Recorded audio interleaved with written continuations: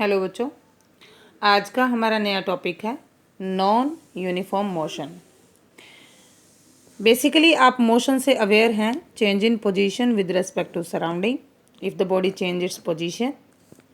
Non uniform का मतलब है कि जो एक जैसा ना रहे, यानी कि बदलता रहे। हमारे डेली लाइफ के जितने भी मोशंस हैं हम डेली लाइफ में अक्रॉस करते हैं, वो सभी नॉन यूनिफॉर्म होते हैं। जैसे कोई ऑब्जेक्ट मूव कर रहा होता है स्पीड में, स्पीडिंग अप और स्लोइंग डाउन, तो वेलोसिटी चेंज होती रहती है। और चेंज इन वेलोसिटी के हमारे पास दो ऑप्शन हैं, या तो rate of change of velocity take place करता है डिस्टेंस के साथ, या फिर वो टेक प्लेस करता है टाइम के साथ। जैसे कि हम बात करते हैं कि आप मान लीजिए रोड पे किसी व्हीकल से जा रहे हैं और आपकी स्पीड बढ़ रही है तो आपका मोशन कैसा बोला जाएगा? Non uniform motion. क्योंकि यूनिफॉर्म मोशन आपने लास्ट वीडियोस में देखा होगा, हम उसी को कहेंगे जिसमें हमारी वेलोसिटी कैसी रहेगी?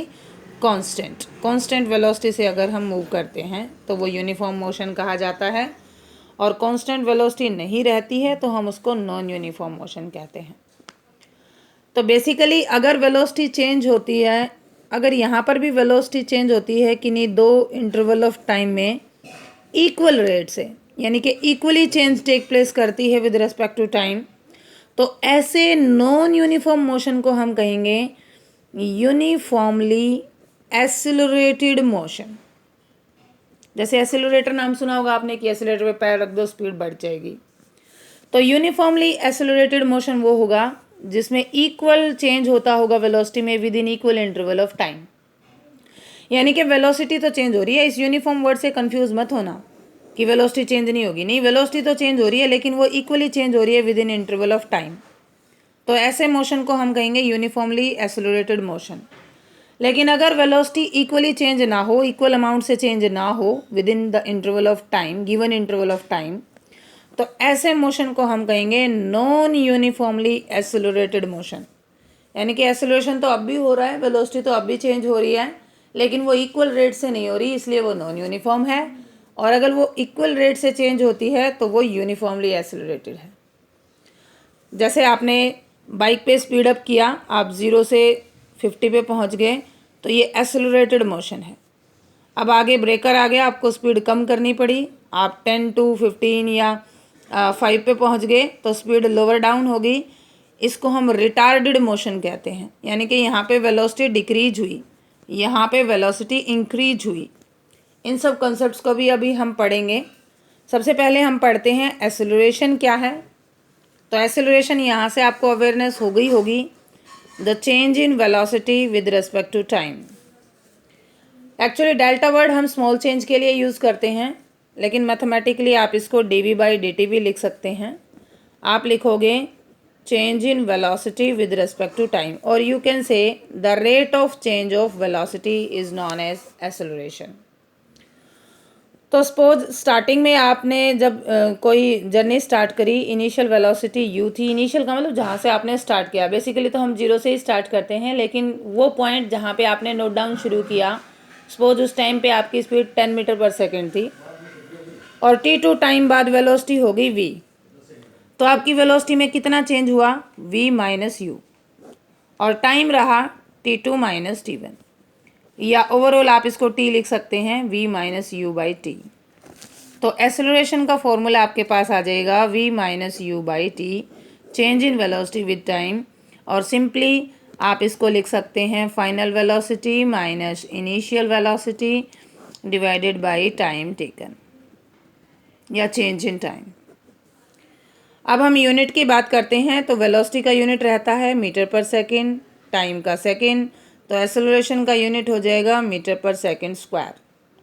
और dimensional formula pretty much easy to find. Velocity का 10 LT-1, टाइम का t, ये ऊपर जाएगा तो हो जाएगा LT-2, और basically it is m0 L1 t-2। तो ये सब यूनिट और डायमेंशनल फार्मूला था। अब हम एक्सेलरेशन के बारे में एक बार देखते हैं कि वैल्यू पॉजिटिव कब आएगी, नेगेटिव कब आएगी। तो मैथमेटिकल कॉन्सेप्ट ही यहाँ पर ज़रूरी है। देखिए, अगर आपका v ज़्यादा होगा, u कम होगा, v greater than u। Final velocity ज़्यादा है, शुरुआत आपने कम से करी थी, यानी कि आपने स्पीड बढ़ा दी, तो आपका एक्सेलरेशन रहेगा पॉजिटिव। और ऐसे मोशन को हम कहेंगे यूनिफॉर्मली एक्सेलरेटेड अगर इक्वल चेंज हो रहा है इक्वल इंटरवल ऑफ टाइम में। और अगर आपका v कम है u से, यानी कि आप हाई स्पीड पे थे लेकिन v is less than u, आप हाई स्पीड पे थे लेकिन आपने बाद में धीरे धीरे स्पीड को डाउन कर लिया, कोई ब्रेकर आ गया या सामने आपने व्हीकल की स्पीड कम की, तो ऐसे में आपका a रहेगा नेगेटिव। तो आप इसको नेगेटिवली एक्सीलरेटेड मोशन भी कह सकते हैं, या एक पर्टिकुलर टर्म भी है इसके लिए, आप इसको रिटार्डेशन भी कह सकते हैं या डी एक्सीलरेशन भी कह सकते हैं। मान लीजिए किसी फ्रेम ऑफ रेफरेंस में आप किसी मोशन को नोट कर रहे हैं, तो आप आइडियल फ्रेम ऑफ रेफरेंस उसको कहोगे जिसमें कोई एक्सटर्नल फोर्स काम ना कर रहा हो, यानी कि एक तरह से एक्सीलरेशन कितना हो, ज़ीरो, कोई चेंज ना हो। और एक्सीलरेशन ये कि ये एक वेक्टर क्वांटिटी है, क्योंकि बेसिकली आपकी वेलोसिटी वेक्टर थी, तो एक्सीलरेशन भी क्या रहेगा, वेक्टर क्वांटिटी। दो टाइप का बताया आपको, यूनिफॉर्म और नॉन यूनिफॉर्म। यूनिफॉर्म में equal change in velocity in equal interval of time, non uniform में unequal change in velocity with equal interval of time. अगर आपको एवरेज निकालना है तो आप लेंगे total change in velocity divided by total time taken. ये बेसिक डेफिनेशन आप uniform, non uniform motion, velocity etcetera इनमें पढ़ चुके हैं। आज का हमारा मेन जो कंसेप्ट मैं आपको बताना चाहती थी वो ये था कि आप एक तो डिस्टेंस के साथ इसका रिलेशन कैसे निकालेंगे, और एक ग्राफ। डिस्टेंस के साथ कैसे निकालेंगे, देखो a को मैथमेटिकली लिखें तो dv/dt, तो a/dt, v को फर्दर याद करो, rate of change of displacement, dx/dt, displacement क्या है, x। तो यहाँ से हम d और d को कर देंगे d², क्योंकि ये सेकंड डेरिवेटिव हो गया, दो बार डेरिवेशन हो गया, एक बार यहाँ एक बार यहाँ। डेरिवेशन आपको शायद अभी थोड़ा कम समझ में आया, डिफरेंशियल धीरे धीरे आपको आ जाएगा, तो डोंट वरी अबाउट दैट। ये बन जाएगा d²x/dt²। तो पोजीशन की फॉर्म में आप अपने एक्सीलरेशन को ऐसे भी लिख सकते हैं, second derivative of displacement. x क्या है, displacement, derivative means change with respect to time. तो आप बेसिकली एक्सीलरेशन को क्या कह सकते हैं, सेकंड डेरिवेटिव ऑफ डिस्प्लेसमेंट। एक बार फटाफट से ग्राफ भी डिस्कस कर लेते हैं, उसके बाद हम आज की वीडियो का एंड करेंगे। अगर कोई ग्राफ मान लीजिए इस तरीके से है, इधर वेलोसिटी और इधर आपका टाइम, और ये ग्राफ है, तो अगर आपने पीछे के ग्राफ स्टडी किए हैं तो इसको समझना बड़ा आसान है। देखो टाइम चेंज हो रहा है, यहाँ पे इस टाइम पे ये वेलोसिटी, इस टाइम पे ये वेलोसिटी, इस टाइम पे ये वेलोसिटी, टाइम हर बार बदल रहा है लेकिन वेलोसिटी वही है, तो ये कांस्टेंट वेलोसिटी से चल रहा है। अगर वेलोसिटी कांस्टेंट है, बदल नहीं रही, तो आपका एक्सेलरेशन क्या है, ज़ीरो। समझ आ गया, शाबाश। नेक्स्ट देखिए, straight line means equal change in velocity in equal interval of time, तो क्या था, यूनिफॉर्मली एक्सेलरेटेड मोशन, तो आपका एक्सेलरेशन कैसा है, यूनिफॉर्म। एक इस ग्राफ में ज़्यादातर बच्चे कंफ्यूज होते हैं, ये वाला, तो देखने में ऐसा लग रहा है वेलोसिटी बढ़ रही है, लेकिन जो इसका टेंजेंट है वो नेगेटिव आता है, वेलोसिटी घट रही है, ये डिक्रीजिंग वेलोसिटी को दिखा रहा है, तो आपका एक्सेलरेशन कैसा है, नेगेटिव। इस ग्राफ को याद कर लो आप। स्लोप और टेंजेंट भी हम आगे आगे पढ़ते रहेंगे, डोंट वरी अबाउट इट, बस आप ये पहचान कर लो, ऐसा ग्राफ है तो वेलोसिटी घटती है, एक्सेलरेशन नेगेटिव।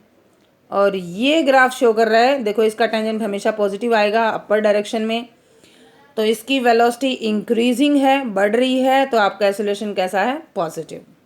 एक लास्ट ग्राफ, अगर इधर वेलोसिटी है, इधर टाइम है, और ग्राफ ऐसे आ रहा है, यानी कि टाइम जैसे जैसे बढ़ रहा है वेलोसिटी धीरे धीरे कम हो रही है, नीचे आ रही है, तो ये एक्सेलरेशन भी किसको दिखा रहा है, नेगेटिव एक्सेलरेशन को, नेगेटिव एक्सेलरेशन को। तो ये क्या है, रिटार्डेशन। देखो ये प्रॉपर नेगेटिव है, सॉरी यहाँ पर हम डिक्रीजिंग एक्सेलरेशन कह सकते हैं, नेगेटिव एक्सेलरेशन की बजाय डिक्रीजिंग एक्सेलरेशन कह सकते हैं, और इसको इंक्रीजिंग एक्सेलरेशन कह सकते हैं। तो this was overall about graph, values and derivation. So I hope कि आपका एक्सेलरेशन का कॉन्सेप्ट अभी क्लियर हुआ होगा। आगे इसका रिलेशन पढ़ेंगे, तब तक के लिए इस टॉपिक को क्लियर कीजिए। Thanks for watching and keep watching.